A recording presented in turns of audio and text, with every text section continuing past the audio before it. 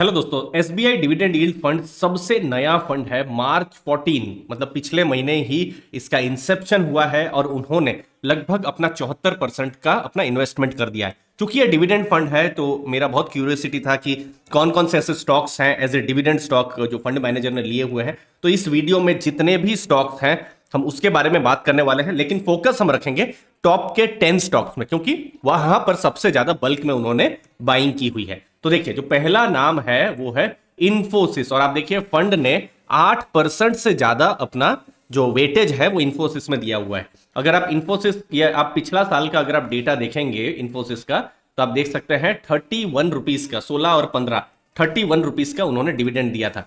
अभी आप देखेंगे इंफोसिस का शेयर प्राइस तो 1406 रुपीज के आसपास में है। तो जो डिविडेंड यील्ड जो हो रही है इस भाव में, तो आप देख सकते हैं ये लगभग लगभग 2% के आसपास में हो रही है, 2.2% एग्जैक्ट हो रही है।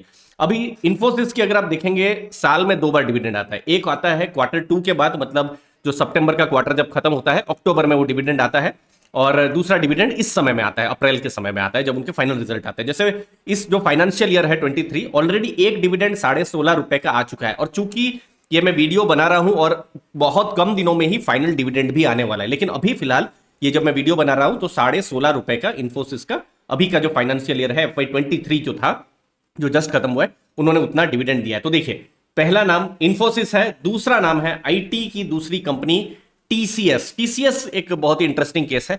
हर क्वार्टर मतलब हर 4 महीनों में उनके द्वारा डिविडेंड आता है। तो देखिए Q1, 2, 3, 4 अगर आप देखेंगे तो उनका डिविडेंड आया हुआ है। स्पेशल डिविडेंड इनफैक्ट इस साल में जो जनवरी 16 2023 में उन्होंने दिया हुआ है 67 करके, तो उसके कारण से डिविडेंड जो है बहुत ज्यादा इंक्रीज हो गया है। एक्चुअली में 91 रुपीज का डिविडेंड हो गया है, बट ये स्पेशल डिविडेंड के कारण में हुआ है, ये हर साल ऐसा नहीं होगा, तो ये भी आपको ध्यान में रखना है। और इनफैक्ट ये जस्ट वीडियो में टीसीएस के जस्ट रिजल्ट से पहले ही बना रहा हूं, तो इसीलिए अभी पता नहीं है अभी, लेकिन 3 जो क्वार्टर है उसका 91 रुपीज का डिविडेंड आया है। Q4 का जो डिविडेंड आएगा, फाइनल जो डिटेल्स आएगी, वो रिजल्ट बहुत ही जल्दी में 12 तारीख को ही आने वाले हैं। वो सब डिटेल्स भी आपके सामने मैं लेके आ जाऊंगा और एनालिसिस भी कर दूंगा। आप चैनल को दोस्तों जरूर सब्सक्राइब करके रखिएगा। अर्ली फाइनेंशियल आजादी। तीसरा नाम है एचडीएफसी बैंक। देखिए, पर्सनली मैं ऐसा मानता हूं कि बैंक्स जो होते हैं बहुत ही बड़े डिविडेंड प्लेयर नहीं होते हैं। एचडीएफसी बैंक में उन्होंने 5.28% का उन्होंने यहाँ पर वेट रखा है, और अभी आप शेयर प्राइस देखेंगे एचडीएफसी बैंक का तो ये लगभग 1663 है, मतलब ये 1% की भी यील्ड नहीं हो रही है। और बैंक पर मैंने थोड़ी देर पहले ही मैंने एक्चुअली वीडियो बनाए हुए हैं, जहां पर हमने देखा है कि जनरली बैंक्स का अगर आप देखेंगे जो डिविडेंड पे आउट रेशियो बहुत ज्यादा नहीं रहता है। जैसे एचडीएफसी बैंक का 18, 19, 20 के आसपास ही रहता है, मतलब कोई भी बैंक, ऐसा नहीं है एचडीएफसी, लेकिन फंड मैनेजर ने यहां पर लिया हुआ है। चौथा नाम है हिंदुस्तान यूनिलीवर। 3.5% का वेट उन्होंने अपने पोर्टफोलियो में रखा है। अगेन इंफोसिस की तरह साल में 2 बार डिविडेंड आता है हिंदुस्तान यूनिलीवर का, ठीक है। जैसे FY22 में आप देखेंगे 2 बार डिविडेंड आया था, 19 और 15, तो टोटल 34 रुपए का डिविडेंड आया हुआ था। और HUL का भी अगर आप शेयर प्राइस देखेंगे, आप यहां पर मैं हिंदुस्तान यूनिलीवर भी देख लेता हूं, 2548 शेयर प्राइस है, ठीक है। तो एक चीज मैं जरूर यहां पर क्लैरिफाई जरूर करना चाहूंगा। पहले मैं आपको यील्ड दिखा देता हूं। ये यील्ड लगभग 1.3% के आसपास की ये डिविडेंड यील्ड बन रही है। लेकिन आपका ये भी क्वेश्चन हो सकता है कि फंड का नाम तो यहां पर डिविडेंड फंड है, एसबीआई डिविडेंड फंड, तो ये जो स्टॉक्स जो लिए जा रहे हैं, ठीक है डिविडेंड देते हैं, लेकिन बहुत ज्यादा डिविडेंड यील्ड नहीं दिख रही है।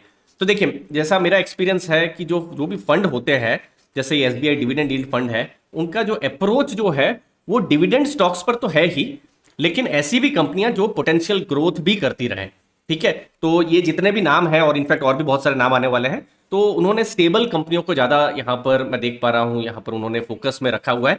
और देखिए, डिविडेंड फंड है तो इसका मतलब ये भी नहीं है कि डिविडेंड फंड जो है 5%, 6% डिविडेंड यील्ड बाहर करेगा, नहीं। उनका एम क्या रहेगा कि जो निफ्टी का जो डिविडेंड यील्ड है, निफ्टी का डिविडेंड यील्ड कुछ मैंने जो लास्ट देखा हुआ था 1.2, 1.3% के आसपास होता है। मतलब आपने निफ्टी की सब कंपनियां खरीद ली तो जो वेटेज है उसके हिसाब से तो 1.2, 1.3% डिविडेंड यील्ड निफ्टी की होती है, तो उससे वो 50% ज्यादा डिविडेंड के लिए कोशिश करेंगे। तो देखिए, डिविडेंड यील्ड फंड है तो इसका मतलब ये नहीं है कि 7, 8, 9% डिविडेंड यील्ड वाले कोई भी स्टॉक को वो अंधाधुंध आंख बंद करके ले लेंगे। और इनफैक्ट हमने देखा भी है, बहुत सारी ऐसी कंपनियां होती है जिनका डिविडेंड यील्ड 6, 7, 8% होता है, लेकिन ग्रो नहीं हो पाती है, बहुत बार वैल्यू ट्रैप भी होता है। तो यहां पर फंड मैनेजर का मोस्टली अभी जो नाम आ रहे हैं, ये दिख रहा है अप्रोच कि वो लॉन्ग टर्म के लिए सोच रहे हैं, स्टेबल कंपनियां, लार्ज कैप कंपनियों पर फोकस कर रहे हैं, और डिविडेंड और ग्रोथ दोनों को ही यहां पर फोकस कर रहे हैं। तो इसको आप बिल्कुल ध्यान में रखिएगा दोस्तों। पांचवा नाम है आईटीसी।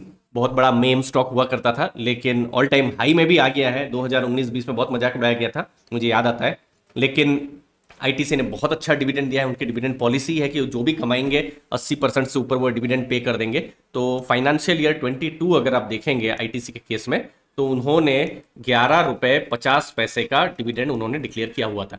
अभी तो आईटीसी का प्राइस बहुत ऊपर है। इनफैक्ट जितना मैंने यहाँ पर देखा है, ये ऑल टाइम हाई के पास में है। ये 396 के पास में शेयर प्राइस है। तो बहुत ज़्यादा डिविडेंड यील्ड बहुत ज़्यादा दिखेगी नहीं, क्योंकि ऑल टाइम हाई के प्राइस में है। ये लगभग 2.9% के आसपास में दिख रही है। लेकिन अगेन देखिए, डिविडेंड यील्ड आज के प्राइस में मैं ले रहा हूं, लेकिन हर इन्वेस्टर का अपना प्राइस होता है। कोई इन्वेस्टर अगर 200 रुपए में आईटीसी में इन्वेस्टेड है, तो उनकी डिविडेंड यील्ड आप देख सकते हैं 5.75%। और ये हर साल जैसे जैसे कंपनी प्रॉफिट कर रही है, डिविडेंड भी बढ़ रहा है। तो ये डिविडेंड यील्ड है। 5 नाम हो चुके हैं, 5 नाम और आने वाले हैं दोस्तों। उससे पहले आप हमारा टेलीग्राम ग्रुप को भी ज्वाइन कर सकते हैं। बहुत सारे फाइनल रिजल्ट आने वाले हैं, उनकी एनालिसिस, फिर म्यूचुअल फंड, पैसिव इनकम, सब एनालिसिस हम करते रहते हैं दोस्तों। आपको डिस्क्रिप्शन बॉक्स में लिंक मिल जाएगी। छठवां नाम है लार्सन एंड टूब्रो। अगेन आप देखेंगे बहुत ज्यादा इसका भी यील्ड नहीं रहेगा। 22 रुपया का पिछले साल डिविडेंड दिया हुआ था, और साल में एक ही बार डिविडेंड आता है। ये जुलाई की एक्स डेट है, मतलब जब भी अप्रैल मई में जब भी रिजल्ट आएंगे उस समय में डिविडेंड वो डिक्लेयर करते हैं। जनरली पिछले कुछ सालों से देखा जा रहा है।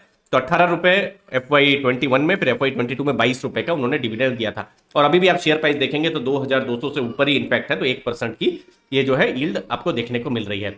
शिपलर अगला नाम है। 2.94% का यील्ड है यहाँ पर। फाइनल डिविडेंड 24 रुपीज का, इनफैक्ट बहुत ही रिसेंट में एक्स डेट है। देखिए आप 11 अप्रैल 2023 में, और 19 अप्रैल 2022 जो कि पिछला साल था, तो उन्होंने 16 रुपए का डिविडेंड दिया हुआ था। सीफलर का भी आप शेयर प्राइस देखेंगे 3055 आपको देखने को मिल रहा है। तो यील्ड बहुत ज्यादा नहीं देखने को मिलेगी दोस्तों। आठवां नाम है बजाज ऑटो। यहां आपको कुछ यील्ड देखने को मिल सकती है। 140 का डिविडेंड पिछले 2 सालों से आ रहा है। साल में एक बार ही डिविडेंड आ रहा है। इनफैक्ट अभी अप्रैल के महीने में ही, 2023 में अप्रैल में ही उनका फाइनल डिविडेंड आने वाला है। अभी कुछ दिनों में ही आने वाला है। तो 140 का उनका डिविडेंड रहा है बजाज ऑटो का। अभी अगर आप शेयर प्राइस देखेंगे बजाज ऑटो का, तो 4000 से ऊपर है। 4177 का उनका जो है शेयर प्राइस है। तो अगर मैं डिविडेंड को अगर कैलकुलेट करता हूं यहां पर, तो जो डिविडेंड यील्ड जो आ रही है 3.3% की, 3.4% की एग्जैक्ट में डिविडेंड यील्ड आ रही है। ठीक है, अगला नाम है, 9वां नाम है state bank of India. Again एक और बैंक है। बैंक्स जैसे कि हमने ऑब्जर्व किया है कि बहुत ज्यादा डिविडेंड के लिए नहीं जानी जाती है। FY21 में 4 रुपया, FY22 में 7 रुपया 10 पैसा का डिविडेंड उन्होंने दिया हुआ था। अपने पोर्टफोलियो में 2.86% जगह दी है। ONGC, इनफैक्ट जितने भी नाम है उसमें अगर वो एक बहुत ज्यादा और अच्छा डिविडेंड यील्ड दे पा रहा है, तो ये ONGC ही मुझे लग रहा है कि अभी वो दे पा रहा है। क्योंकि देखिए यहां पर एक और चीज आपको देखनी पड़ेगी कि ये साइक्लिकल सेक्टर का भी स्टॉक है। कौन? ONGC है, क्योंकि ऑयल के प्राइसेस बढ़े हैं तो उनको फायदा मिला है। जैसे पिछले साल 10 रुपया 50 पैसे का उन्होंने डिविडेंड दिया हुआ था, जो कि बहुत अच्छा डिविडेंड था। आप देखिए शेयर प्राइस देखिए, अभी तो बहुत बढ़ गया है 159, लेकिन मैंने इसको 130-40 में ही देखा हुआ है। बट ठीक है, 159 का भी अगर हम शेयर प्राइस यहां पर रखते हैं, तो जो डिविडेंड यील्ड जो पिछले साल के हिसाब से अगर आप देखेंगे, तो ये 6.6% की हो रही है। लेकिन बहुत बार जैसे आपने अभी तक जितने भी नाम देखे, बहुत सारे साइक्लिकल स्टॉक्स नहीं थे। लेकिन मेटल जो होता है साइक्लिकल होता है, ऑयल एंड गैस साइक्लिकल होता है। इनफैक्ट जो शेयर मार्केट भी जो है वो भी बहुत हद तक साइक्लिकली है। जैसे 2020-21 में बुल मार्केट चल रही थी, अभी बहुत इंटरेस्ट नहीं आ रहा है इन्वेस्टर्स को। तो ये एक चीज है। तो एक साइक्लिकल में एक नाम आया है। अभी 6.6% डिविडेंड यील्ड है। फ्यूचर में भी देखिए इस फाइनेंशियल ईयर में ऑलरेडी 10 रुपया 75 पैसे का डिविडेंड यील्ड ऑलरेडी आ चुकी है। फाइनल डिविडेंड देखते हैं कि अगले अप्रैल में कुछ डिक्लेयर करती है कि नहीं।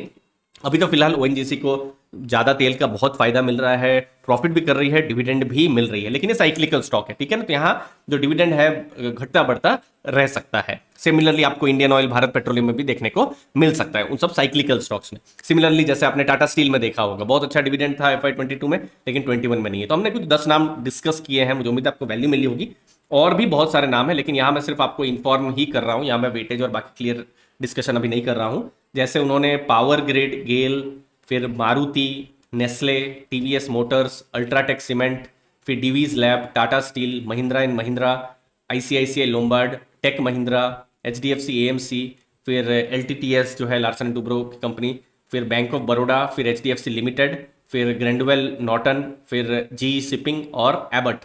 ये नाम को भी उन्होंने अपने पोर्टफोलियो में जगह दी है। लेकिन 10 नाम थे, 10 नाम में आप देख सकते हैं 2.39% ONGC का था। तो इनका जो वेटेज है कंपेरेटिवली कम है, लेकिन पोर्टफोलियो का हिस्सा है। अब अगले कुछ महीनों में देखना रहेगा कि जो फंड मैनेजर है यहाँ पर कौन से स्टॉक को टॉप 10 में लाते हैं जहां पर वो देख पा रहे हैं कि डिविडेंड भी ग्रो करता रहे और बिजनेस भी ग्रो करता रहे। तो अगले कुछ महीने बहुत ही यहाँ पर इंटरेस्टिंग और इंपॉर्टेंट भी होने वाले हैं दोस्तों। मुझे उम्मीद है आपको वैल्यू मिली होगी। चैनल को तो जरूर सब्सक्राइब करके रखिएगा ताकि आपके पास वैल्यूएबल इंफॉर्मेटिव वीडियोस आते रहे और हमारा भी कॉन्फिडेंस बढ़ता रहे और हम भी एनालिटिकल वीडियोस आपके सामने लाते रहें दोस्तों। थैंक यू, धन्यवाद दोस्तों।